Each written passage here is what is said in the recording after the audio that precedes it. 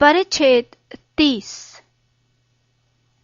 मनोज को आज तक सरकारी मकान नहीं मिला। जिस किराए के मकान में मनोज और शिवानी रह रहे हैं वो कॉलेज से बहुत ज्यादा दूर है। घर में छोटे बच्चे हैं, अतुल और कविता। दोनों एक साथ रोते हैं और एक साथ हंसते हैं। सुबह से बच्चों को संभालना, समय पर नाश्ता देना, कॉलेज जाने के पहले खाना बनाना, फिर समय से दोनों बच्चों को झूला घर में छोड़ना, शाम को कॉलेज से लौटते समय बच्चों को साथ ले आना, उनके लिए दूध आदि की व्यवस्था करना, तत्पश्चात रात्रि के भोजन की तैयारी, तमाम व्यस्तताओं के बीच में अपनी पढ़ाई करते रहना, कॉलेज के लिए अपना लेक्चर तैयार करना। शिवानी को इस प्रकार रात दिन काम करते हुए देखकर मनोज को बहुत अजीब लगता। यथासंभव वो शिवानी के साथ काम में हाथ बटाने की कोशिश करता, किंतु शिवानी अक्सर उसे झिड़क देती। ये सब औरतों के काम आप रहने दीजिए, मैं कर तो रही हूं। माना कि आप सब्जी काट लेते हैं, आटा गूंद लेते हैं, खाना भी बना लेते हैं, परंतु ये सब मेरे काम हैं। कृपा करके आप मेरे कार्यक्षेत्र में अतिक्रमण मत करिए। मैं तो यूं ही खाली बैठा था, सोचा रसोई के काम में तुम्हारी कुछ मदद कर दूं, तुम्हें भी कुछ सहारा हो जाएगा। मनोज ने कहा, आप अपने लेक्चर की तैयारी करिए, यहां रसोई में आपसे काम कराते मुझे अच्छा नहीं लगता। शिवानी ने मनोज को किचन से बाहर धकेलते हुए कहा, मेरा लेक्चर बिल्कुल तैयार है, मैं एकदम खाली बैठा हूं, इस प्रकार खाली बैठे रहना मुझे अच्छा नहीं लगता। मनोज ने कहा, आप अपने शेष कामों के विषय में सोचिए। बिजली बिल जमा करना है, गैस सिलेंडर लाना है, सब्जी लेने बाजार जाना है, गेहूं पिसाना है, किराने का सामान लाना है, धोबी के यहां से कपड़े उठाने हैं, चिट्ठियों के जवाब लिखने हैं, अखबार पढ़ना है, पत्रिकाएं देखनी है। आपके इतने सारे काम बचे हैं अभी, और आप कहते हैं कि मैं बिल्कुल खाली बैठा हूं। मैं तो आपके कार्यों में आपकी मदद नहीं करती, परंतु आप जरूर मेरे कामों में हाथ बटाने के लिए हमेशा तत्पर रहते हैं। शिवानी ने हंसकर कहा, अच्छा बाबा ठीक है, मत घुसने दो मुझे अपनी किचन में, लाओ झोला, बाजार से कुछ ले आता हूं। मनोज ने कहा, 10 बजे तक आ जाइएगा, कॉलेज के लिए देर ना हो। आप आएंगे तब तक खाना बन जाएगा। शिवानी ने मनोज को झोला पकड़ाते हुए हिदायत दी।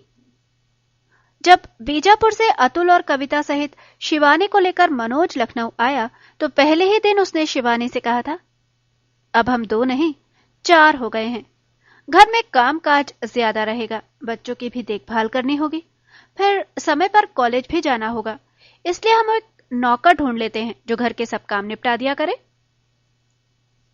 शिवानी ने मना करते हुए कहा, नहीं, नौकर की मुझे कोई जरूरत नहीं है, सुबह शाम जो काम वाले झाड़ू पोछा और बर्तन धोने के लिए आते हैं उसी की सहायता पर्याप्त है। इस प्रकार जिद करके शिवानी ने कोई नौकर नहीं रखने दिया। सुबह 5 बजे से इस घर में दिन की शुरुआत हो जाती है, काम वाले भी 6 बजे तक आ जाती, तब तक मनोज और शिवानी नित्य क्रियाओं से निपट चुके होते हैं। अतुल और कविता सोए रहते हैं। काम वाली बाई बहुत विश्वसनीय है, उसे सुबह से सब काम समझाकर मनोज और शिवानी सुबह की सैर के लिए निकल जाते हैं। 1-1.5 घंटे बाद जब वे घूमकर आते हैं तब तक घर साफ सुथरा हो चुका होता है। बर्तन धुले हुए किचन में रखे चमचमाते हुए मिलते हैं। यदि अतुल और कविता उठ गए तो शिवानी पहले उन्हें तैयार करती है और फिर नाश्ता। यदि वे सोए होते तो नाश्ता पहले बन जाता है। शिवानी को अंकुरित अनाज के दाने अच्छे लगते हैं। वो रोज चना, मूंग, मूंगफली और राजमा को अंकुरित करने की व्यवस्था रखती है। वो इन्हें छौंककर नमकीन नाश्ता बना लेती है और फिर चाय के साथ दोनों इसे लेते। मनोज का अक्सर पकौड़े, परांठे और हलवा खाने का मन होता। घर में उसकी पसंद का नाश्ता भी बनाया जाता। शिवानी अक्सर सोचा करती, उसकी कुछ सहेलियों को प्रायः खाना बनाने में इतना आलस क्यों आता है। स्टाफ रूम में प्राध्यापिकाओं के बीच भी प्रायः यही चर्चा रहती है। मैडम तिवारी आज फिर लेट हो गई, समय पर खाना नहीं बन पाया होगा, उनकी तो बस यही प्रॉब्लम है। उनके यहाँ तो नौकर है, फिर लेट क्यों हो जाती हैं अक्सर? लो, वो आ गई मैडम तिवारी, उन्हीं से पूछ लो वे क्यों लेट हो जाती हैं। अपना हैंडबैग एक ओर पटक कर तेज सांस लेती हुई मैडम तिवारी खुद ही बोल पड़ी। सुबह सुबह बहुत आलस आता है, 8 बजे भी बिस्तर छोड़ने का मन नहीं होता। नौकर जब तक चाय बनाकर बिस्तर पर न दे, अपना तो उठने का मन ही नहीं होता। फिर तैयार होते और खाना बनाते बनाते देर हो ही जाती है। सचमुच सुबह सुबह बहुत काम हो जाता है। चाय बनाओ, उसे पियो, फिर अखबार आ जाता है। पतिदेव जब उसे पूरा देख लें तब अपने हाथ में आता है। 25-30 मिनट अखबार खा जाता है। बच्चे सुबह ही टीवी ऑन कर देते हैं। थोड़ी देर भी यदि किसी मनपसंद सीरियल को देखने बैठ गए तो बस उस दिन तो समय पर खाना बनाना मुश्किल ही होता है। ऐसा अक्सर ही होता है, मैडम सक्सेना ने कहा। अपनी शर्मा मैडम कभी लेट नहीं होती। इनके तो 2 छोटे बच्चे हैं। कैसे एडजस्ट करती हो शिवानी? तुम्हारे यहां तो कोई नौकर भी नहीं। इतने भी क्या कंजूसी, कामकाज के लिए एक नौकर रख लो, किसी गरीब का ही भला होगा, मैडम चौबे ने हंसते हुए कहा। शिवानी मुस्कुराकर कहती, कंजूसी की कोई बात नहीं है, मेरे घर में ज्यादा काम है ही नहीं। पति और 2 बच्चे, छोटा सा परिवार है। सब काम मैं खुद कर लेती हूं। पढ़ने लिखने का समय भी मिल जाता है। शिवानी के इस बात पर सब आश्चर्य करते कि वो अपने समय को कैसे बचा लेती है। उसे आज तक लेट आने के लिए प्रिंसिपल से नहीं सुनना पड़ा। उसका उदाहरण देकर प्रिंसिपल दूसरों को सुनाते रहते हैं। शिवानी अक्सर मनोज से कहती, प्रेशर कुकर जिसने बनाया है उसे विज्ञान का नोबेल पुरस्कार देना चाहिए। काश रोटियां बनाने और सेकने की भी कोई इतनी ही सफल मशीन निकल जाती। आटा गूंथने, रोटी बनाने और सेकने की मशीनें बाजार में आ गई हैं। तुम्हें जो पसंद हो वो ले आते हैं। मनोज शिवानी की बात का जवाब देते हुए कहता, पर प्रेशर कुकर जैसी बात उन मशीनों में कहां? मैंने वो मशीनें देखी हैं, एक तरफ से आटा डालें तो दूसरी तरफ से सेकी हुई रोटियां निकल कर आ जाएं। कोई ऐसी मशीन बनाए तो उसके लिए मैं अगला नोबेल पुरस्कार देने की अनुशंसा करूंगी। शिवानी मुस्कुराते हुए कहती। सुबह की सैर से आकर अंकुरित अनाज के दाने और चाय लेने के बाद शिवानी 9 बजे तक अतुल और कविता के काम में व्यस्त रहती। उसे टीवी की अपेक्षा रेडियो आज भी प्रिय है। रेडियो उसने किचन में रख लिया है। भजनों के कार्यक्रम से शुरू होकर वो 10 बजे सुबह की सभा समाप्त होने तक धीरे धीरे बजता रहता है। रेडियो अपने साथ किसी को बांध कर नहीं बैठा था। सुनते रहो और अपना काम भी करते रहो। टीवी ने सबको अपनी अपनी कुर्सी से बांध कर रख दिया। टीवी सामने बैठक में रखा है। सुबह का प्रसारण मनोज अखबार पढ़ते पढ़ते देख लेते हैं। शिवानी सुबह बिल्कुल नहीं देखती। रात में कोई सीरियल ठीक लगे तो शिवानी उसे देख लेती है। सुबह अतुल और कविता को तैयार करके उनके बैग में दूध बिस्किट रखकर शिवानी गैस चूल्हे पर अपना कुकर चढ़ाकर आटा गूंथने के बाद नहाने चली जाती है। तब तक कुकर से 5 सीटियां आ जाती हैं। कपड़े पहनकर तैयार होने तक कुकर ठंडा हो जाता है। 20 मिनट में दाल चावल और सब्जी तैयार। गैस चूल्हे में एक और सब्जी छौंककर दूसरी ओर फटाफट वो 8-10 रोटियां सेक लेती है। तब तक मनोज भी नहाकर तैयार होकर डाइनिंग टेबल पर आ जाते हैं। दोनों साथ साथ खाना खाते हैं। स्कूटर से बच्चों को झूला घर छोड़ते हुए वे समय से कॉलेज पहुंच जाते हैं। कॉलेज की अपनी राजनीति है। लखनऊ कभी नवाबों का शहर कहलाता था, अब नेताओं का शहर है। छोटे बड़े और छुटभइये सब प्रकार के नेता वहां पाए जाते हैं। उनके कद के अनुसार ही उनका राजनीतिक प्रभाव है, जो सर्वत्र प्रदूषण की तरह फैला हुआ है। मनोज और शिवानी जिस कॉलेज में है वो राजधानी में छात्र राजनीति का केंद्र है। इस वर्ष मनोज और शिवानी को स्नातक परीक्षाओं के लिए प्रश्न पत्र बनाने का काम मिला। पहले कुछ छात्रों ने आकर निवेदन किया, सर, हमें मालूम है कि इस वर्ष हिंदी के प्रश्न पत्र आप बना रहे हैं और दर्शन के मैडम, कृपा कर कुछ प्रश्न हमें बता दीजिए। मनोज और शिवानी छात्रों के इस दल को भली भांति पहचानते थे। इनका सरगना प्रदीप, जिसके पिता प्रदेश के मंत्रिमंडल में कैबिनेट मंत्री हैं, उसके कई साथी। कोई किसी विधायक का बेटा है, कोई सांसद का साला, किसी के भाई सचिवालय में, किसी के चाचा केंद्र सरकार में, किसी के पिता प्रशासन में बड़े अधिकारी, कोई शहर के नामी उद्योगपति का बेटा और कोई कुख्यात अपराधियों का रिश्तेदार। इस प्रकार प्रदीप के साथ ये 8-10 लड़के शहर में अत्यंत प्रभावशाली लोगों से संबद्ध हैं। इन्हें किसी बात के लिए मना करना अपने लिए नई मुसीबतों का न्योता है। मनोज और शिवानी ने पहले एक दूसरे की तरफ देखा, जिसे आंखों ही आंखों में निर्णय ले लिया कि इस परिस्थिति में हमें क्या करना है। प्रदीप, तुम्हारे पिता प्रदेश सरकार में एक बड़े मंत्री हैं। उनका पूरे प्रदेश में मान सम्मान है। तुम्हारे साथी भी अच्छे घरों से है। मुझे तुम लोगों से ये उम्मीद नहीं कि तुम लोग इस प्रकार के गलत तरीके अपनाकर जीवन में आगे बढ़ोगे। हम इस दिशा में तुम्हारी कोई मदद नहीं कर सकते।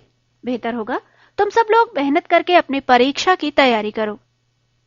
मनोज ने दृढ़तापूर्वक अपनी बात कही।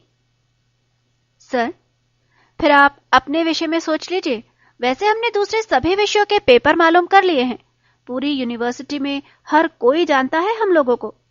हम कहीं से निराश होकर नहीं लौटे। सिर्फ आप हमें इस प्रकार बैरंग लौटा रहे हैं।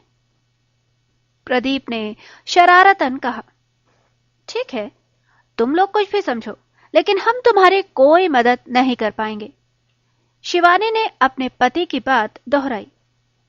सर, आप अच्छी तरह एक बार और हमारे निवेदन पर विचार कर लें, फिर।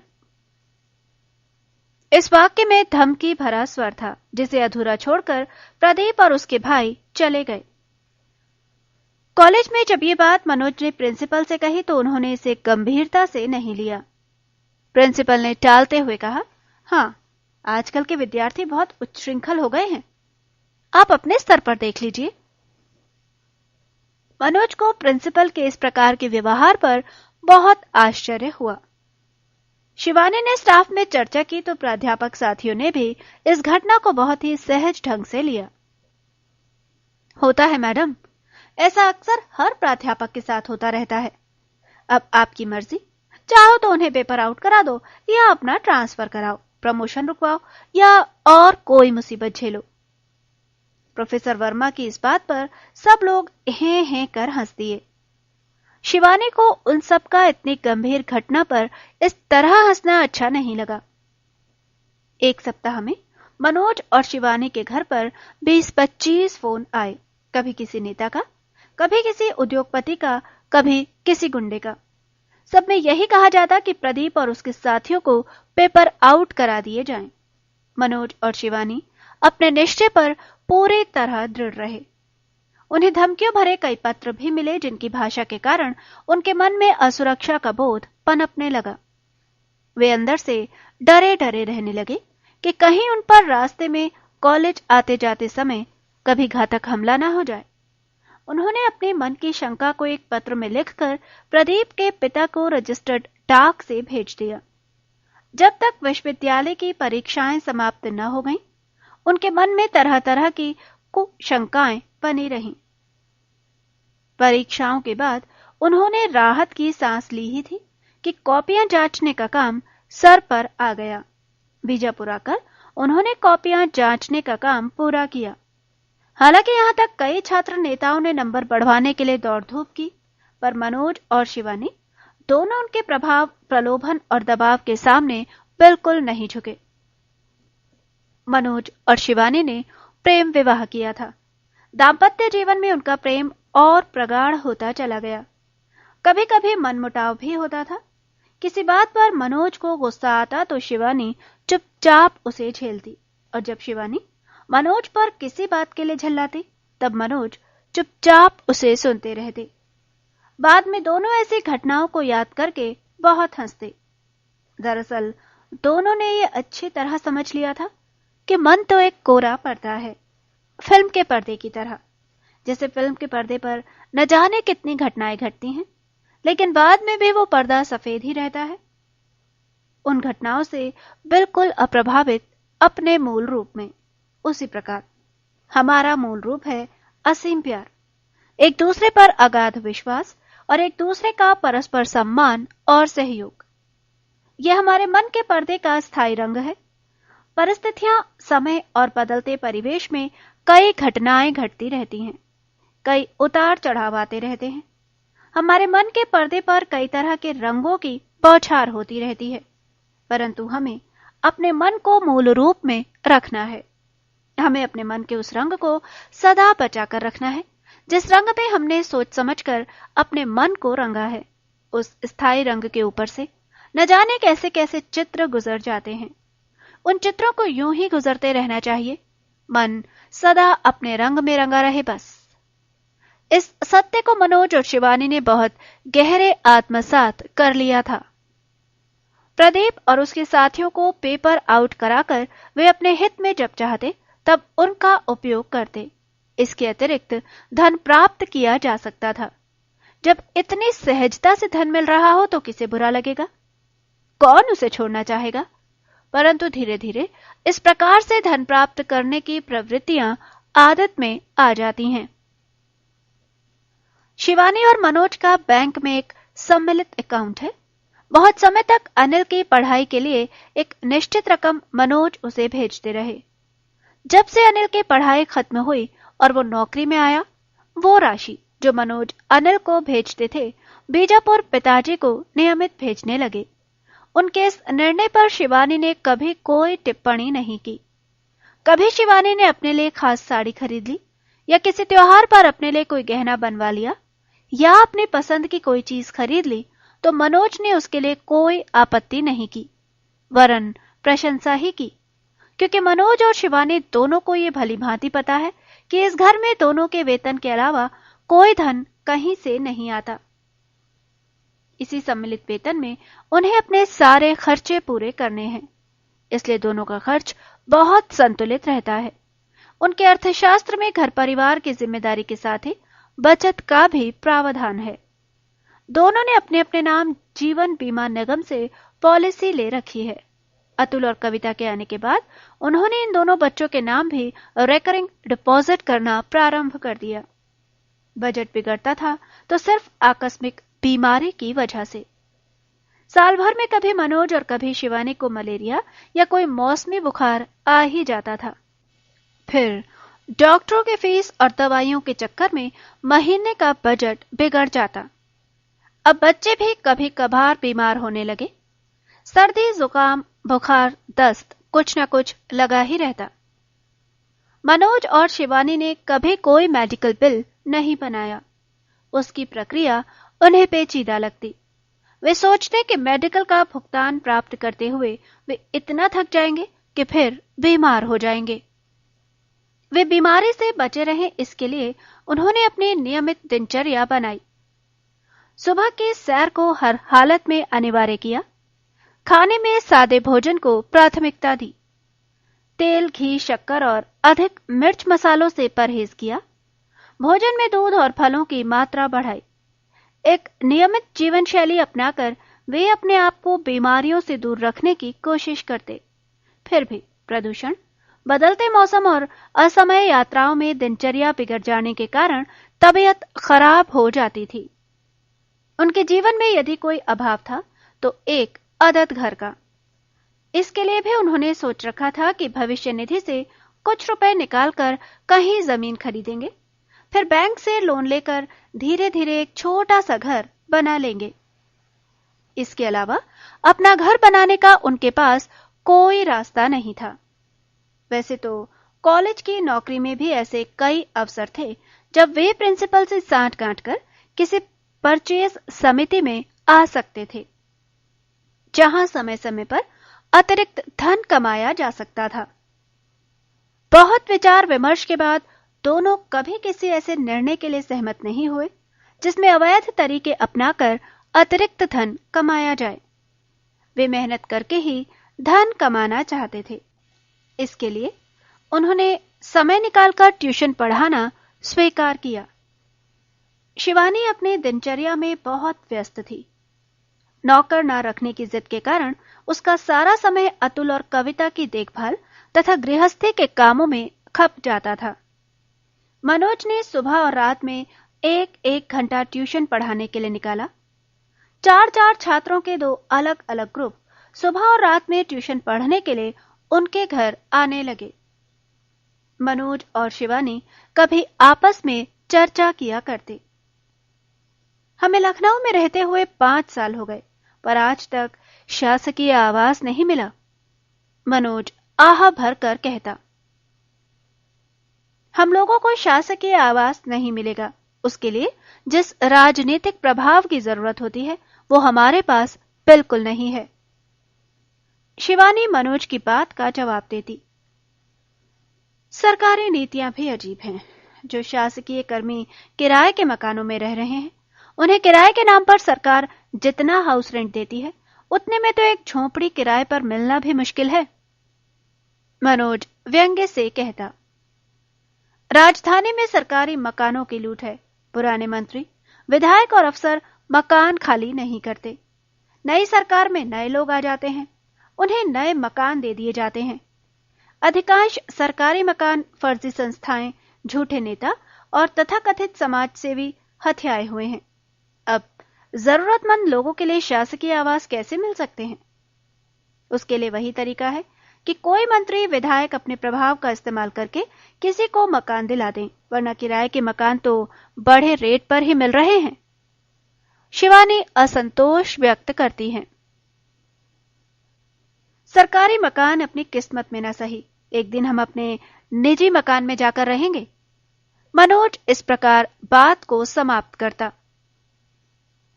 गिरधर और जानकी जब लखनऊ आते तो उन्हें मनोज और शिवानी के घर गृहस्थी देखकर बहुत अच्छा लगता।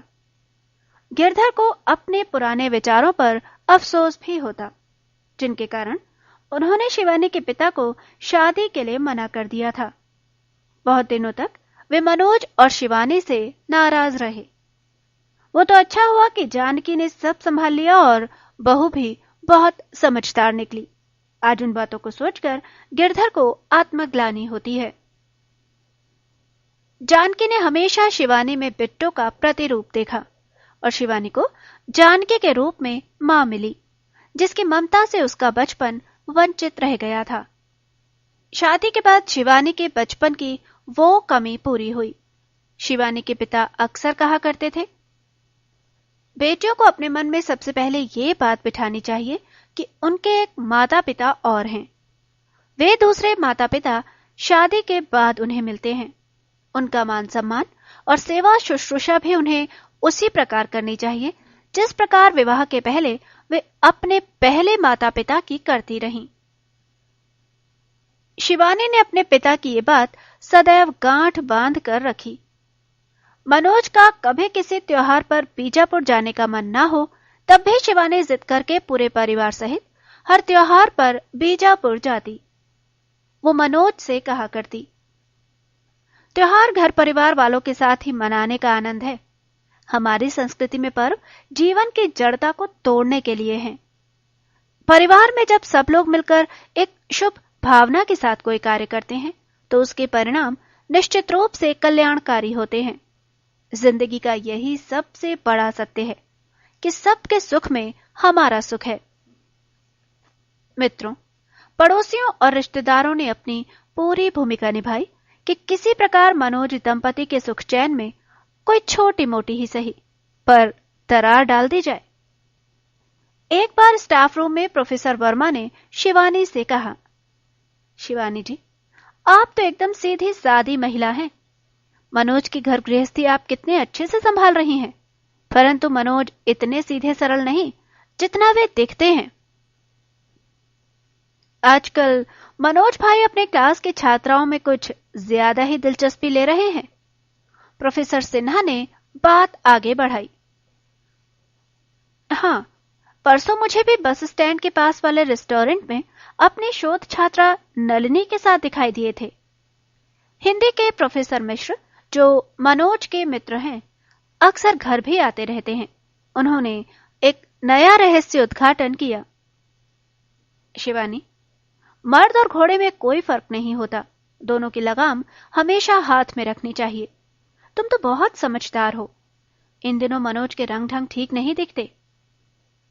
मैं नहीं चाहता कि तुम्हारा घर उजड़े, इसलिए समय रहते मैं तुम्हें समझा रहा हूं। अपना घर बचा लो बेटी। दर्शन शास्त्र के विभागाध्यक्ष प्रोफेसर पांडे ने आत्मीयता दर्शाते हुए समझाया।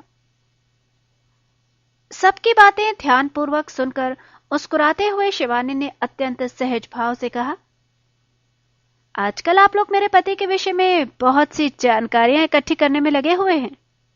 इतना समय अगर आप लोग अपना लेक्चर तैयार करने में लगाएं तो छात्रों का कुछ भला हो जाए। और रही मेरी घर गृहस्थी की बात, तो उसके लिए आपको चिंता करने की बिल्कुल जरूरत नहीं है। आप लोग आइंदा मुझसे इस प्रकार की बातें ना करें, बहुत कृपा होगी। शिवानी का जवाब सुनकर प्राध्यापक गण निराश नहीं हुए। उन्हें अपने षड्यंत्र के लिए शर्म नहीं आई। कुछ दिनों बाद उन्होंने इसी प्रकार मनोज को भी घेरा। मनोज भाई, अन्यथा मत लेना, आपको अपना जानकर कह रहा हूं, वरना मुझसे क्या मतलब। आजकल शिवानी भाभी रोज नई नई साड़ी पहनकर कॉलेज आती हैं। उनका श्रृंगार भी पहले से कुछ ज्यादा दिखाई देने लगा है। वो नए नए आए सहायक प्राध्यापक मिस्टर मित्तल से खूब छन रही है उनकी। स्टाफ रूम में बैठकर देर तक गपियाती रहती हैं। मुझे ये सब देखते अच्छा नहीं लगता, इसलिए आपसे कह दिया, प्लीज बुरा मत मानना। प्रोफेसर वर्मा ने अंतरंग बनते हुए कहा। हाँ मनोज भाई, वर्मा जी बिल्कुल ठीक कहते हैं। मैंने भी चंद दिनों से उस नए नए आए छोकरे मित्तल की गतिविधियां देखी हैं। उसकी हरकतें ठीक नहीं है। प्रोफेसर सिन्हा ने वर्मा की बात का समर्थन करते हुए कहा। मित्तल मेरे पास भी उठता बैठता है। बातचीत के दौरान मैंने महसूस किया कि वो शिवानी के प्रति कुछ ज्यादा ही संवेदनशील है। ये स्थिति ठीक नहीं है। प्रोफेसर मिश्र ने भी अपनी शंका जताई। इतिहास विभाग में मित्तल की नियुक्ति हुई है, परंतु वो दर्शन विभाग के परिसर में अक्सर देखा जाता है। मैंने एक बार उससे पूछा भी, यहां कोई काम है? तो उसने यही कहा, शिवानी जी से जरा सा काम है, उन्हीं से मिलने आया हूं। मेरी समझ में आज तक नहीं आया कि नए नए आए इतिहास के सहायक प्राध्यापक को दर्शन विभाग के सीनियर प्रोफेसर शिवानी से भला क्या काम? दर्शन विभाग के विभागाध्यक्ष पांडे जी ने अपनी ओर से आग में पूरा घी डाल दिया। मनोज ने लगभग दहाड़ते हुए कहा, मुझे आज मालूम हुआ कि आप लोग कितने खतरनाक और कुंठित मानसिकता के आदमी हैं। मुझे तो अब आप लोगों को अपना कुलीग कहते शर्म आ रही है। आप लोगों जैसे सड़े गले विचार रखने वाले प्राध्यापक जब से कॉलेज में आ गए, तब से शिक्षा जगत बदनाम होने लगा है। मंदिर जैसी जगह महाविद्यालय को आप जैसे लोगों ने कितना कलंकित करके रख दिया है। अब कभी भी आप लोग इस प्रकार की कोई बात न करें मुझसे। मुझे आप लोगों की बातों में कोई दिलचस्पी नहीं। इतना कहकर मनोज उन लोगों का साथ छोड़ते हुए तेजी से एक ओर चला गया। मनोज और शिवानी ने इस संदर्भ में कभी कोई बातचीत नहीं की। जब एक दूसरे पर अटूट विश्वास हो तो इन विषयों पर चर्चा करने की कोई जरूरत नहीं होती। तथाकथित शुभ चिंतकों की दुश्चिंता पर मन ही मन हंसा जा सकता है। पड़ोसियों ने भी अपनी आदत के अनुसार अपना धर्म निभाया।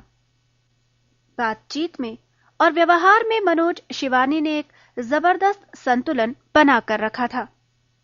वे अपनी ओर से किसी से संबंध खराब करना नहीं चाहते थे, परंतु उन्हें कोई यूं ही अपने व्यंग्य का निशाना नहीं बना सकता था। इसके लिए वे पूरी तरह सतर्क रहते। कॉलेज के प्राचार्य की वे इतनी चाटुकारिता जरूर कर लेते ताकि वो प्रसन्न रहे, उससे संबंध खराब ना हो। विरोधी ग्रुप वाले प्रिंसिपल के कान भरकर उनका कोई अहित न कर दें। यदा कदा मनोज प्रिंसिपल की उपस्थिति में लखेरा यादव, जो उसी के गांव से विधायक चुनकर प्रदेश में कैबिनेट मंत्री हैं, उनसे अपने मधुर संबंधों का जिक्र कर दिया करता, ताकि स्टाफ वालों को और प्रिंसिपल को यह भ्रम रहे कि इनके पास पर्याप्त राजनीतिक प्रभाव भी है। हालांकि लखेरा यादव मनोज को पहचानते भर थे, परंतु उन्होंने सरकारी आवास दिलाने के काम में उसकी कोई मदद नहीं की थी। यूं लखेरा यादव को गिरधर ने कभी अपनी पाठशाला में पढ़ाया था। मनोज और शिवानी अक्सर बीजापुर आते जाते रहते। उनका घर परिवार के प्रति प्रेम देखकर बिरादरी में कई लोगों को अच्छा न लगता। कई रिश्तेदारों की छाती पर सांप लौटता रहता। वे उन्हें तरह तरह से भड़काते, क्या रखा है बीजापुर में, वहीं लखनऊ में मौज से रहा करो। देखो, अनिल और उसकी बहू कभी आते हैं यहाँ। शिवानी, तुम घर की बड़ी बहू हो, जरा ठसके से रहा करो। अपनी देवरानी को देखो, कोई उसके मुंह लगने की हिम्मत नहीं करता। मनोज, देखो, अब तुम्हारे अपने भी बाल बच्चे हैं, उनके भविष्य के लिए कुछ सोचा है तुमने? ये तुम्हारा छोटा भाई रमेश तो बिल्कुल आवारा है, पढ़ लिख ही नहीं पाया, तो तुम्हारे पिता ने खेती किसानी में लगा दिया। तुम उसको बहुत पैसे देते रहते हो, ये पैसे तो कुएं में डालने जैसे हैं। जरा समझदारी से काम लो, तुम्हें अपना घर संसार भी देखना है। मनोज और शिवानी पर कभी भी इस प्रकार की बातों का कोई असर नहीं हुआ। उन्हें यह अच्छी तरह मालूम था कि उन्हें अपनी जिंदगी किस तरह जीनी है। परिच्छेद 30 समाप्त। परिच्छेद 31। दिन में लगभग 11 बजे 4 जीपों में लदकर सशस्त्र डकैत आए। 2 जीपें सीधे कुंदनलाल राठौर के बंगले के सामने रुकीं। हाथ में मशीन गन लिए हवाई फायर करते हुए लगभग 8-10 लोगों ने कुंदनलाल के पूरे बंगले को कब्जे में ले लिया। 2 लोग दरवाजे पर बंदूक लिए खड़े रहे और बाकी लोग मां बहन की गालियां बकते हुए भीतर घुस आए। शेष 2 जीपें कॉलोनी के दोनों छोर पर खड़ी हो गईं। उनसे भी 8-10 लोग कूद कर बाहर आए। गंदी गंदी गालियां बकते हुए वे लोग कॉलोनी की सड़कों पर बंदूक ताने घूमने लगे। कोई भी बाहर निकला तो अपनी जान से जाएगा। किसी ने पुलिस को फोन करने की कोशिश की तो उसकी खैर नहीं। कोई होशियार बनने की हिम्मत ना करे, सबको भून कर रख देंगे। चुपचाप घर में पड़े रहें, बाहर निकलने की कोई जरूरत नहीं। इस प्रकार जोर जोर से चिल्लाते हुए 8-10 गुंडे पूरी कॉलोनी में सरेआम घूम रहे थे। उधर कुंदनलाल के घर में घुसकर गुंडों ने घर के सभी सदस्यों को एक कमरे में बंद किया। कुंदनलाल का बड़ा परिवार है, 4 बहुएं हैं। बड़ी बेटी के विवाह की तैयारी चल रही थी।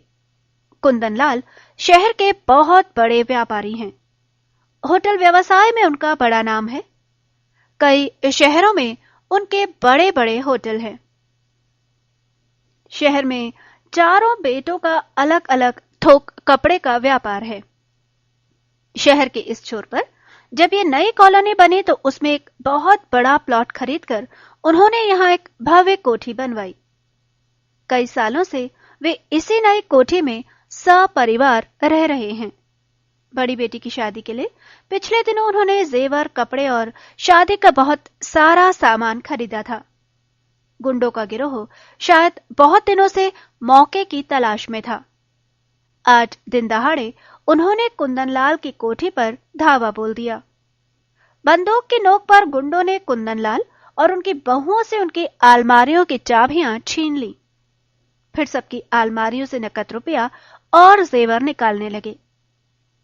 ये सारी कार्यवाही दिन दहाड़े हो रही थी, पर मजाल है कि इतनी बड़ी कॉलोनी जिसमें बड़े बड़े अफसर, उद्योगपति, ठेकेदार और शहर के नामी गिरामी लोग रह रहे थे, कोई जरा सी भी हरकत कर लेता।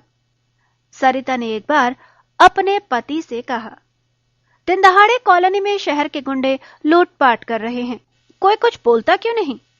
आप तुरंत पुलिस को फोन करिए। पुलिस को फोन करने से कोई फायदा नहीं। तुम क्या समझती हो, इस वारदात के विषय में पुलिस को पता ना होगा? अरे, ये लोग पुलिस को बताकर आए होंगे कि आज इतने बजे हम इस कॉलोनी में डाका डालने जाएंगे, आप लोग हमें डिस्टर्ब मत करना। पुलिस को फोन करके उल्टे हम लोग मुसीबत में फंस जाएंगे। गुंडों को जब पता चलेगा कि पुलिस को हम लोगों ने खबर की थी, तब वे हमारी क्या दुर्गति करेंगे, सोच लो। मदन ने सरिता से कहा। बहुत दिनों बाद सरिता को बीजापुर याद आया। अपराध और चोरियां बीजापुर में भी होती थीं, परंतु इस तरह दिन दहाड़े गुंडों द्वारा सरेआम किसी परिवार को लूट लेना उसने बीजापुर में न कभी देखा न सुना। वहां तो जरा सी गुहार पड़ने पर घर घर से लोग लाठी और बल्लम लेकर दौड़ पड़ते हैं। उस साल जब उसकी शादी होकर आई थी, पड़ोस के रामदीन काका के यहाँ रात में 3-4 चोर घुस आए थे। काकी जग गईं। उन्होंने आंगन में आकर जोर से चिल्ला दिया, चोर चोर। देखते देखते सैकड़ों आदमी दौड़ पड़े। चोरों के पास देशी कट्टा था, परंतु कुछ काम नहीं आया। सबके सब पकड़ लिए गए। पहले तो उनकी वही खूब धुनाई हुई, फिर मोहल्ले वालों ने उन्हें पुलिस में दे दिया। गांव वालों ने एक नामी गिरोह को पकड़वा दिया था। इससे पुलिस वाले भी बहुत खुश हुए थे। इधर ये कहते हैं कि गुंडे पुलिस को बताकर लूटपाट करने जाते हैं। ये पहेली सरिता की समझ में नहीं आई। गुंडे जब लूटपाट कर सुरक्षित चले गए, तब लगभग आधा घंटे बाद कॉलोनी से संभ्रांत लोग उनके यहाँ संवेदना व्यक्त करने गए। चारों बहुओं के जेवर और बेटे की शादी के लिए खरीदा गया कीमती सामान तथा घर में रखी हुई सारी नगद राशि जा चुकी थी। कुंदनलाल बदहवास से पुलिस स्टेशन फोन कर रहे थे। वहां फोन एंगेज था। पुलिस वालों के न जाने किसी लंबी बातचीत चल रही थी। बाहर हवा में लोगों की बातें तैर रही थी। क्या क्या ले गए गुंडे? सोना चांदी नकदी कुछ नहीं बचा। लड़की के दहेज का सब माल ले गए। अब क्या होगा? सब पुलिस की मिली भगत है। अरे बहुत बुरा समय आ गया है। दिन दहाड़े चोरी डकैती होने लगी। कोई सुनने वाला नहीं। जिस पर बीतती है वही जानता है। कल को किसी के यहाँ भी ऐसी वारदात हो सकती है। लोगों को हिम्मत से काम लेना चाहिए। सब एक साथ अपने अपने घरों से बाहर निकल आते तो ऐसा ना हो पाता। बड़े शहरों में कॉलोनियों की यही संस्कृति है। बड़ी सुंदर कॉलोनी है। नए नए डिजाइन के महंगे महंगे मकान बने हुए हैं। इन मकानों में कौन कौन रहता है, ये सिर्फ नेम प्लेट से ही जाना जा सकता है। एक दूसरे से मिलने जुलने की यहाँ बिल्कुल परंपरा नहीं। सुबह से कॉलोनी के सामने वाली सड़क पर फर फर फर कारें, मोटरसाइकिलें और स्कूटर निकलने लगते हैं। पुरुष वर्ग अपने अपने काम पर निकल गया। स्कूल बसें आईं, बच्चे अपने अपने स्कूल चले गए और महिलाएं दिन भर टीवी देखती रहेंगी या नौकरों को डांटती फटकारती रहेंगी। रात होते ही कोई क्लब चला गया, कोई किसी पार्टी में गया। शेष अपने मकानों में दुबक कर रह जाते हैं। इन कॉलोनी में लोग तो रहते हैं, किंतु समाज जैसी चीज यहाँ अनुपस्थित है। कानपुर के मूल निवासी पुरानी बस्ती में रहते हैं। शहर के चारों ओर इस प्रकार की नई नई कॉलोनियां बनती जा रही हैं। इनमें अलग अलग शहरों और प्रांतों से लोग आकर बस गए। इन्हें एक दूसरे से कोई मतलब नहीं। ये लोग पैसे कमाने के लिए इस शहर में आए थे। अब भी वे इसी एकमात्र काम में लगे हुए हैं।